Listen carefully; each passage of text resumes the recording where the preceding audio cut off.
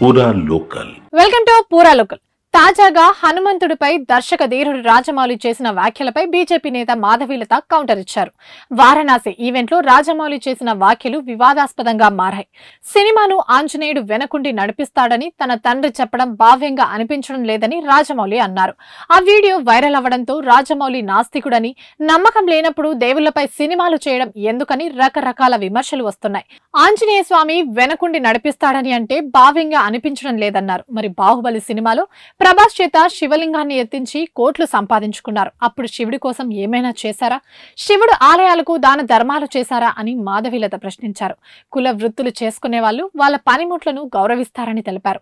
డబ్బు సంపాదించుకునేందుకు భగవంతుడు ఉపయోగపడ్డాడు అని ఆయన పట్ల గౌరవం ఉంచడం మీలాంటి వాళ్లకు సామాజిక స్ఫూర్తిగా ఉండాలన్నారు. ప్రజలు మనల్ని చూసి చైతన్యవంతమవుతున్నారు.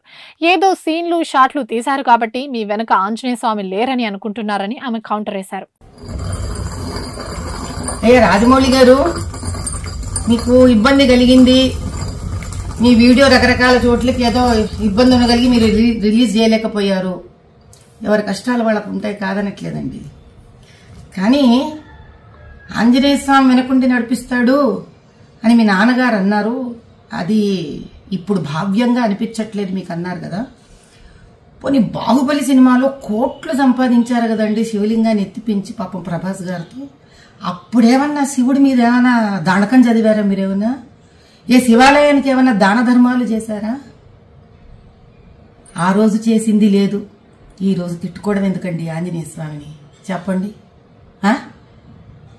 కుల వృత్తిలో వ్యక్తులు అంటే కుమ్మరివాడు ఆ కుమ్మరి వస్తువులని, కంసాలివాడు తన కంసాలి వస్తువుని, డాక్టర్ తాను సర్జరీలో వాడే సర్జరీ వస్తువులని, వీటిలన్నిటినీ దైవంగా భావిస్తారండి. భగవంతుడు డబ్బు సంపాదనకి వాడుకోండి, కాదనట్లేదు.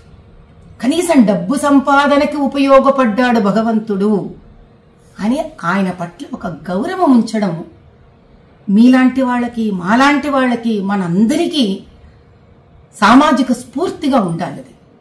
ఎందుకంటే ప్రజలు మనని చూసి మన మాట విని చైతన్యవంతమవుతారు.